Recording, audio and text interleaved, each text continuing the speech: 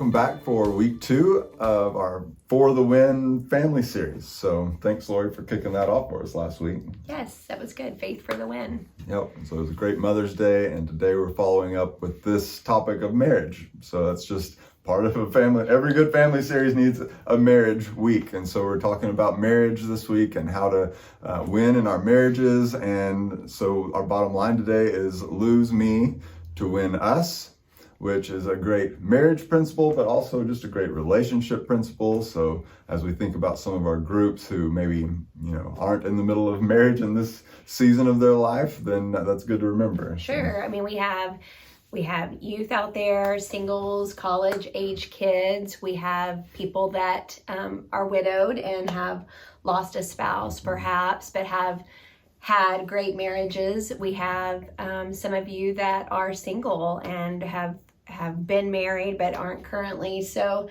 there's lots of different people, but I think relationship is a big piece of what marriage is anyway. So I think all of us can. Yeah, so it's going to apply across the board, and we do want to circle around at the end and visit with some of those other groups about what can you discuss today, that since you're not in the middle of dealing with marriage at your home maybe. So we believe there's something in here for everyone. But the passage that we dealt with today is I don't know, I guess it seems like it's become a little bit less popular nowadays than maybe it once was. It's not one that we love to go to in our culture. It's kind of hard for us in our culture to wrap our minds around. We, I guess, think of ourselves as sort of a more egalitarian society, like equal partners and things. And so all this talk about submitting that's a tricky one, for women, because that's like, boom, that's the first sentence that we go to, women submit. And I think in my marriage, what made this entire scripture really come together is the fact that that's the one line it speaks to, wives submit to your husbands, but then it goes on and talks about a husband, and Brian has loved me so well, and there's things that he sacrifices and that he does for me, which makes respecting him and honoring him and having a marriage like that, it becomes easier, I think, for that. And in some ways, maybe he even has the harder role here, trying to hold, it's pretty remarkable that I could go on. I could list so many things that he's done for me, so that I could have a career, so that I could do things, as a mom, and being able to work, and things he sacrifices and things he did when we were raising kids. So it's almost like I want to agree with him. That submission's almost like I'm agreeing with him, right? And partnering with him. Yeah, and so I think it's easy for us to forget when we dive into this passage. We can fixate on that command, like wives submit to your husbands, and there's like this thing of like, oh my goodness, what do we do with that in our culture? Like, it's easy to get hung up on that and to miss the overarching theme there, which is submit to one another. Is where it starts, and then it talks about wives, and then it talks about husbands. And like you say, it dawned on me a few years back as I'm reading through this. It's like we've acted like the command to wives is the most difficult one there, when in reality it dawned on me like that Paul is saying, like, husbands, step up in a big way. Your job, according to Paul, is to be like Christ towards your wife and loving her as Christ loved the church and gave his life for her. Like, that's like the ultimate sacrifice, the ultimate act of submitting your will, before God is Christ's example. And so it's not like Paul's asking something of wives and then not asking anything of men. Right. That's good to remember. Like, in every relationship that we're in, we're called to reflect the love of Christ and to practice this Christian love of like submitting to one another, losing me to win us. Yeah.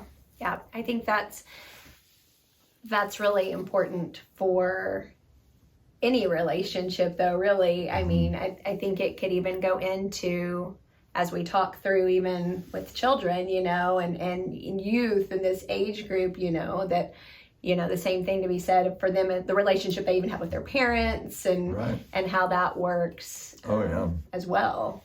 Yeah, I mean, every home is going to be happier. There's going to be more peace and joy in our homes when we embrace this principle, no matter what season of life we're in or who it is that we live with, or work around. I mean, work relationships is another one. The workplace is a happier place when we're living this out and losing me to win us, Right. and having that willingness to submit in Christian love. So Right. I think we've experienced that in our workplace here. Absolutely. Absolutely. So, yeah. So whatever season of life you're in, there's definitely takeaways from this. But I also just want to encourage you that I know some of you may be in situations where it is not a mutual thing.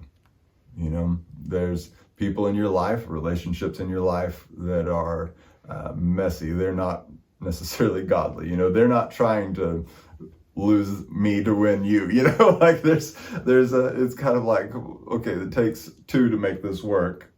And I just want to acknowledge that it's hard, and that like, don't feel like you're alone in that. I recognize that it's a struggle. Like I've had people, ask me, like, what do you do when the person that you're called to respect is not respectable? Yeah, that's a hard one. That's a really hard one.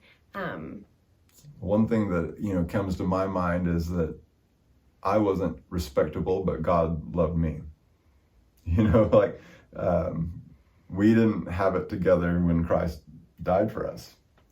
Right. That's humbling.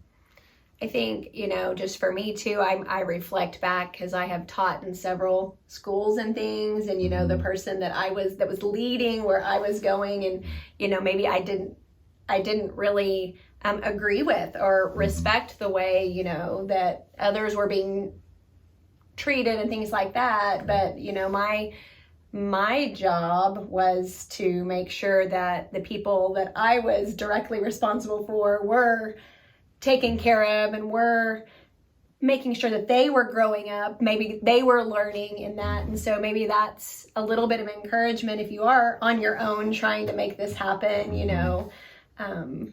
Yeah.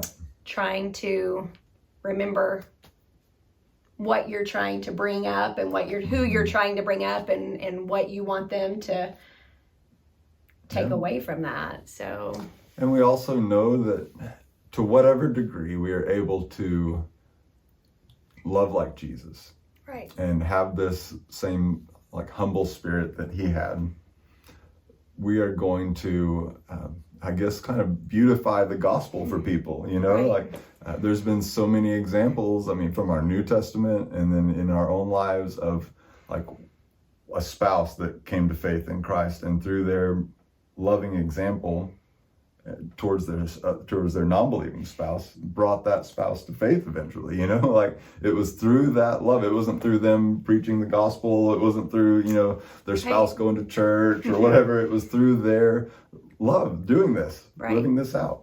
right. And I know for our youth or our college age kids, whoever might be in a group right now too, I think that's an important thing to remember as you begin, dating, or you begin looking for that. I know that was something that I always respected in Brian. Brian was always very vocal with our kids about,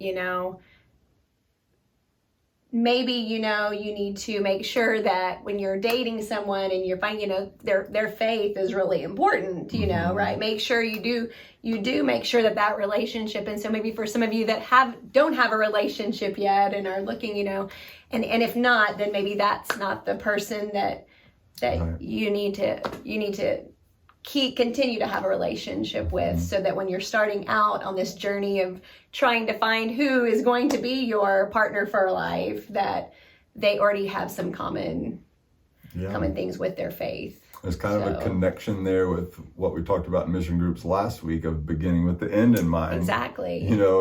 For if you're beginning. You're still, you're in a season of looking for a spouse, Right. what is the end that you have in mind, and don't leave your faith out of that equation. Make it central to that equation and say, okay, well, if I want a marriage someday that has this, this concept of losing me to win us, this Christian love, this mutual submitting to one another, then I need to be looking for a man who will love me like Christ loved the church. I need to look for a woman who will respect me and love me just as we are called to do in the church. And so I think that's a great great point. Like, whether you're in a season of dating, like, you're a student and you're already dating, or maybe you're a single person later in life but open to the idea of marriage, like, be picky. That's right. That's Be right. picky. I think that in the long run makes that marriage start off on the right foot and is able to grow and Yep. yeah. So as we break into discussion time in your groups, feel free to steer this, in whatever direction your group needs to. If it's specifically talking about marriage because you're in a group with a bunch of married people, do it. No matter what season of marriage you're in, maybe you've been married 50 years or 5 months, like, there's plenty to talk about here. But if you're in one of those groups that maybe like, hey, none of us are married, or most of us aren't, then just steer that conversation in an appropriate way for your group, and just know that, like, this relationship principle is going to be rich for you now and in the future as well. So we're so glad that you've joined us today, and just have fun with this.